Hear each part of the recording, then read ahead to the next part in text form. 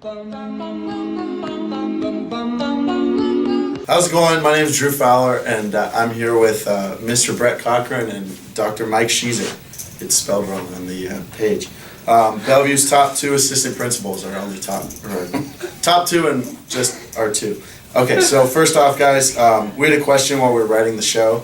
Do you guys prefer assistant principal, vice principal, or assistant to the principal as your job title? I thought it was vice coming from Oregon, but I prefer assistant. And I think is that a reference to The Office, assistant to the principal? No, that would hurt my feelings. So then just kind of establishing the basics, what do you guys do on a daily basis?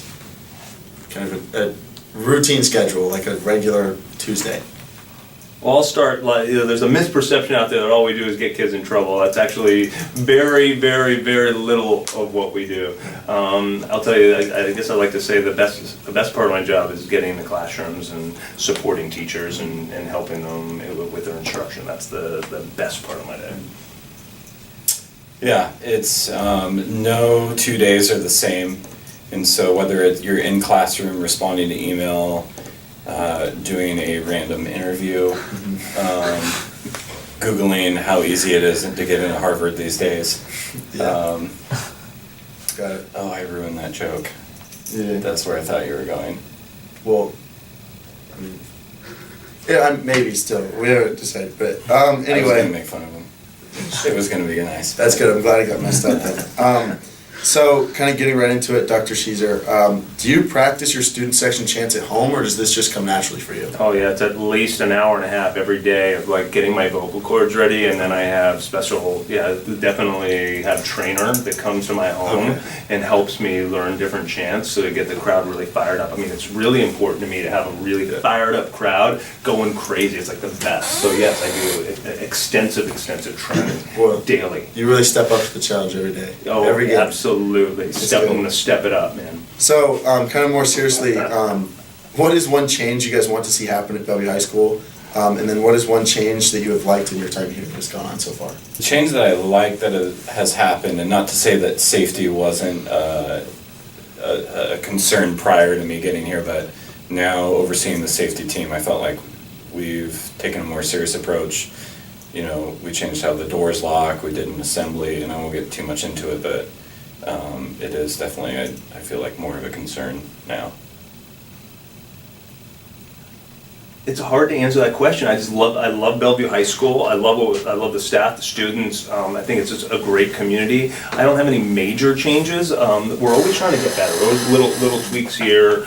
Our work right now is focusing on creating more equity, allowing students that are disadvantaged or have been traditionally oppressed and don't have opportunities, have more opportunities and more opportunity for success. And I know that we're going to continue to get better at as a community, but I mean, truthfully, this place is awesome. Love Bellevue. That's good to hear. Less drilling. I'd like to see that as a change. That's good, because actually, there's a follow-up question for that. Because what is it like dealing with the jewel epidemic here at Bellevue? That's really the next question. It's one of my questions, yeah. It's a hot pressing topic of Bellevue High School students that they want to hear from you guys. Do you really have a bucket of jewels in the office? I cannot confirm or deny if I have a supply of confiscated jewels. They are, what is it like? Well, it's a national issue, let me start with that. And like all things, you know, I think some teenagers do things that they think is cool, and I'm hoping it's a fad that passes, and there's definitely some concrete and tangible steps that we can take to mitigate against that, but I think also I'm waiting for it to pass is something to do because all my friends are doing it and it's cool. Yeah, that's the hardest part, is changing that culture. I find that it's when students speak out against it and when students be the leaders of that cultural change is when that happens. And so, yeah, we can do our part, and we all have a role in it, and we all have a responsibility in it, but I just appreciate those students that demonstrate the courage to stand up for what they value and what they believe in. Sometimes they just don't, they want to be able to go to the bathroom in peace and not have people jeweling in there. Totally. Yeah. So, switching topics a little bit, we're curious what you guys were like in high school. I weighed about 20 pounds less, maybe 30. I blame some of that on you guys. Okay. I'm an emotional eater, and when the student body stresses me out, I go home and I eat. Is it a little food corner over Yeah, there? it is. I don't know. I was a pretty stand-up guy. My GPA was 3 point something. I won't tell you what the last number was. Yeah. What were your extracurriculars that you kind of enjoyed? I played basketball for the school. I regretted not doing more sports because I played rugby in college, and then I think that experience made me realize what I missed out on in high school. As a high school student, I think I struggled to really think about the end game, the long run. I was always about the now and the moment, living the moment, enjoying the moment, versus a little bit more focused about the decisions I make now impact me for the rest of my life and have those serious consequences. I think I could have been a better student. I wasn't a bad student. I did enjoy athletics. I was more of an individual sport kind of person. I did cross-country track, tennis. I was in the school play, so I definitely had a social life. But all in all, I think, towards my senior year and beyond, and I started to really like step it up. And when I did that, I think the benefits really kind of shined through, and I recognized that putting my nose in the books a little bit had the benefit really helped me in my long-term goals. Totally. What were you guys' favorite classes in high school?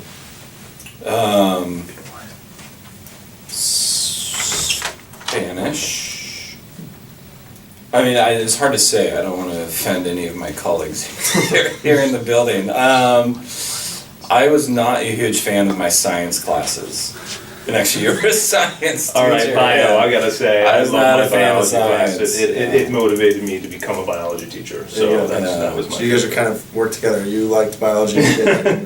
Perfect. What is your guys' relationship with Dr. Anderson like? Dr. Anderson is awesome. I think working well with him.